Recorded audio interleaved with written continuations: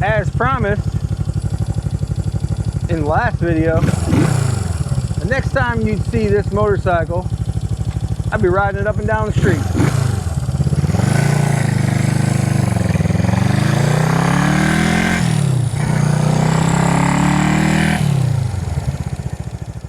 All right, YouTubers, welcome back. My name's Dave. But I go by another name too. Like always, and you found do it yourself, do it right. And well, if you're here for the motorcycles, I got one for you. If you're looking to buy an old vintage Honda, I got one. Probably gonna part ways with it. So let me show you the bike. Let me tell you what I've done, the trials, the tribulations. It had a few.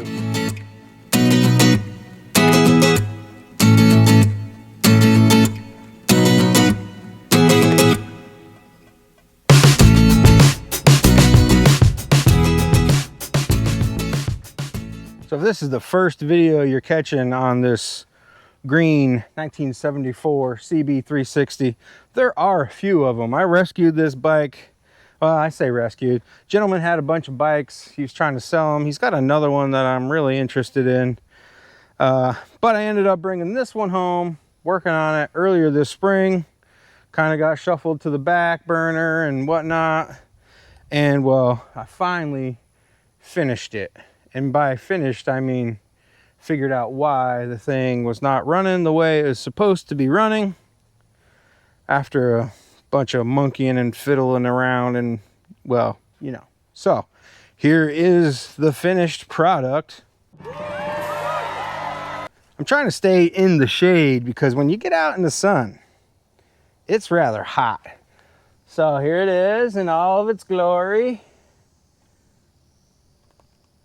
It's got, you know, see, it's been sitting in my storage room for a little bit. It's got some cobwebs on it, but yeah, take it all in. I'll tell you the work that's been done to this thing. This one, you know, it's strong. It's a good running motorcycle. I just had some issues figuring out the spark, to be honest with you. When I first got it home, yeah, I cleaned the points, whatnot, got it going, got it popping, you know. Check that video out, and thought, oh, that's not going to be an issue. We'll clean the carburetors, clean the tank, do all this, you know, do the normal maintenance stuff. And well, it ran fine until you got going down the road. It had a major stutter. So after thinking that it was the carburetors for a while, I was like, well, maybe it's the spark. And turns out, in that first video, I made a comment about the condenser. When the condenser sparks a lot, or when the points spark excessively, it's usually the condenser that's gone bad or going bad. So me, I already had a condenser. So I took a condenser that I had, put it on the bike, had an issue. And for the life of me, I thought, man, there's no way that condenser can be the problem. So I thought it was something else the whole time. And then finally, I just put another condenser on it and the issue has gone away. All right, let me get you in close so you can really take a good look. You see these numbers written on here. I went through and did a whole engine service. I'm talking cam chain, valves, carburetor sync. I've cleaned the carburetors twice because I thought the carburetor was an issue. Turns out it wasn't. I cleaned up the side covers. It's got new filters because when I bought it, it had pod filters that were just literally falling apart into my, in my hands. So, I did the best that I could cleaning up the pipes. And look at all these cobwebs. I probably should have cleaned it off before I started videoing. New shocks, because the old shocks that were on it, they stuck out like a sore thumb. They weren't the right shocks that were supposed to be on it. It's got its toolbox still. New seat cover. It's got a new battery underneath the seat. Cleaned up the luggage rack. I even put a green, just in case. Let's see. Just cleaned up the rims as much as I could. It does have some corrosion on the rims right here, but it's, you know, it's light. It's not hurting the structural integrity of the rim at all. Chain has been cleaned and lubed. New petcock. The tank has been cleaned. I put a whole bunch of nice little shine me up stuff on it. You know, some new chromage. I replaced the seat cover, so of course that chrome had to come off, so I just replaced that back. New handle grips. They're not exactly the right ones because there's a gap there, but I really like the way these feel, so that's why I went with them. New mirrors. Oh, the whole front brake, literally everything in this front brake is brand new.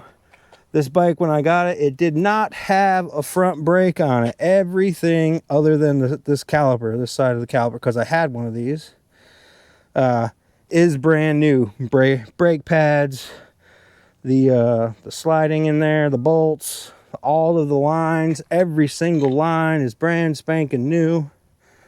The junction is not new. The brake switch is not new, but I had no problems with those. I just made sure and flushed them out.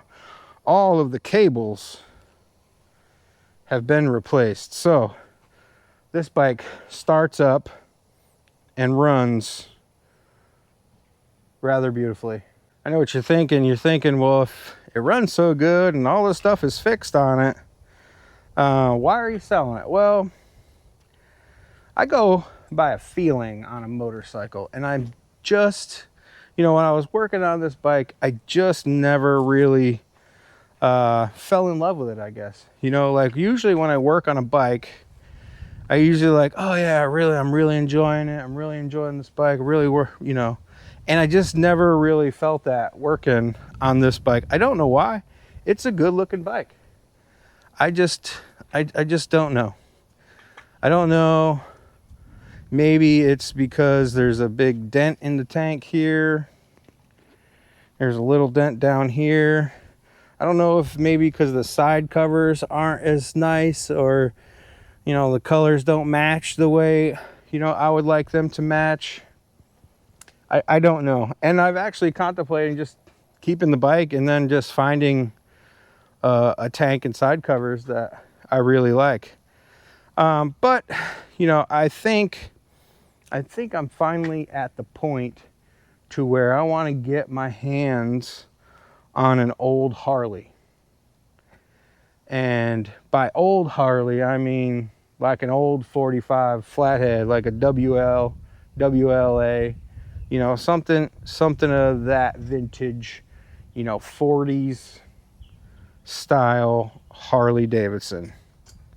And, well, one of the reasons, I guess, the impetus maybe behind this is we recently went up to Asheville, North Carolina, on like a little weekend getaway vacation, and we went to Wheels Through Time. We went to Maggie Valley, and we walked through that museum, and boy, some of those bikes in there are just magnificent. So I think I want to get my hands on an old Harley, and to do that, I think this one needs to go down the road. Now, obviously, I'm not going to get old Harley-Davidson money for this motorcycle, but I always take what little bit of profit that I make on these bikes and I put it into the next bike. So, you know, if I buy an old Harley, well, then the little bit of profit from this will go into that to pay for an old Harley, which is probably 10 times the value of,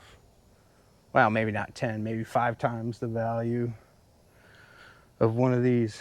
So I got some saving to do.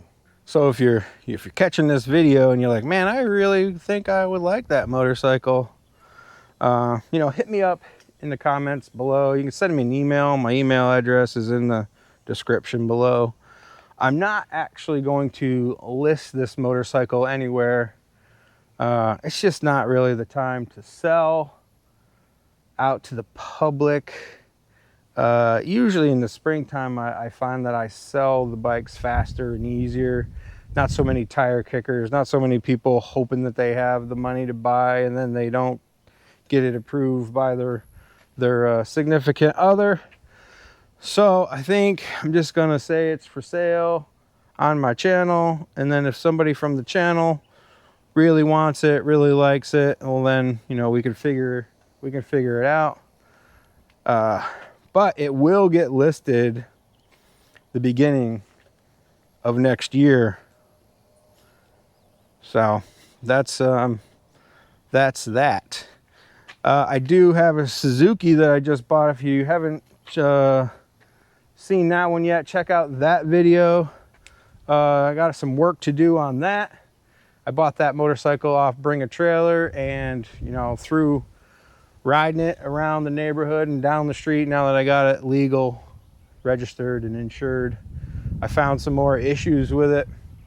Probably the reason why I never really like buying stuff online like that. I usually like going and looking at the bike, riding it, checking it out, ride it if they, you know, allow you to ride it. But I'm learning my lesson on buying stuff off from auction websites like Bring a Trailer. The bike has more issues than what was described. So if you're interested in an old 2-stroke Suzuki, you want to see me working on one of those, check out the channel. I'll have more videos coming on that bike. I also have a 4-wheeled project showing up. It's actually supposed to show up in the next week or week and a half. And that is actually not my 4-wheel project, but I will be working on it. And, you know, hopefully I get to drive it a little bit. It's coming down from up north. It's, I'm not going to tell you what it is, but it is a vehicle that's been in Mary Beth's family since 1962. That's right, 1962. It's been in her family. So, I mean, do the math in your head, on your fingers, with your toes. It's been in her family for a long time. It's kind of a family heirloom, just like my Ford, but it runs and drives. And it's, I'm pretty sure it's, you know, readily, it's able to be enjoyed right away, but there is going to be some cleanup work and some stuff to do on that. And then just hopefully we can enjoy it. So stay tuned for that video that's coming up. That should be fun. Showing up via enclosed trailer. So that should be fun. I think it's enclosed trailer anyways. I don't know, I kind of been out of the loop because Mary Beth's been handling it. But anyways, I know it's going to be showing up eventually sometime in a week or so. So if you like these old bikes and old car stuff that's coming up, give me a like, tag, share, follow, subscribe, hit that notification bell. And when you want to see another one of these, you know, bikes getting brought back around, you know, stay tuned. So like, tag, share, follow, subscribe. And like always, till next time, thanks a lot.